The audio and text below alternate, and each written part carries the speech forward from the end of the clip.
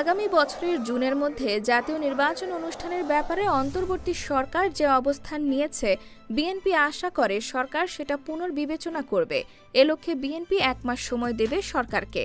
অর্থাৎ এই সময়ের মধ্যে দলটি নির্বাচন প্রশ্নে কোনো কর্মসূচি দেবে না।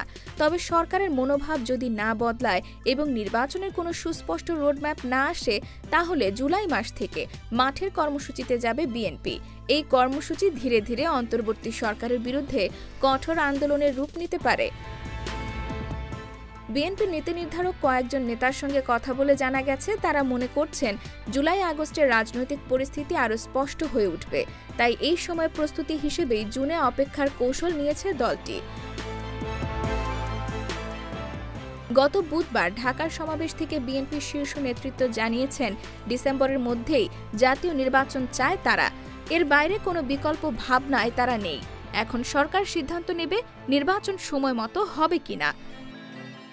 দলীয় সূত্র বলছে, বড় সমাবেশের পর আপাতত বিএনপির কোনো মাঠের কর্মসূচি নেই। সামনে 7 জুন ঈদুল আজহা অনুষ্ঠিত হবে। ঈদ উদযাপন নিয়ে জুনের মাঝামাঝি পর্যন্ত সময় চলে যাবে। এরপর জুলাই থেকে নতুন কর্মসূচি শুরু হবে, যা চলবে আগস্ট পর্যন্ত। এই প্রসঙ্গে জানতে চাইলে বিএনপির স্থায়ী কমিটির সদস্য সালাউদ্দিন আহমেদ বলেন, গণতান্ত্রিক প্রক্রিয়ায় আমরা আমাদের কার্যক্রম পরিচালনা করব এবং জাতির সামনে উপস্থাপন করব। আমরা আরও কিছু সময় অপেক্ষা করব যাতে সরকারের বিবেচনা বোধ জাগে। আমরা মনে করি যত দ্রুত নির্বাচনের মধ্য দিয়ে দেশ গণতান্ত্রিক রূপান্তরের দিকে যেতে পারে, সেটি ততই দেশের জন্য মঙ্গল হবে।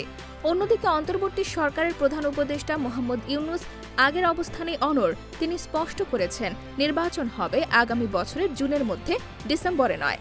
এ নিয়ে বিএনপি ও সরকারের মধ্যে মতপার্থক্য স্পষ্ট।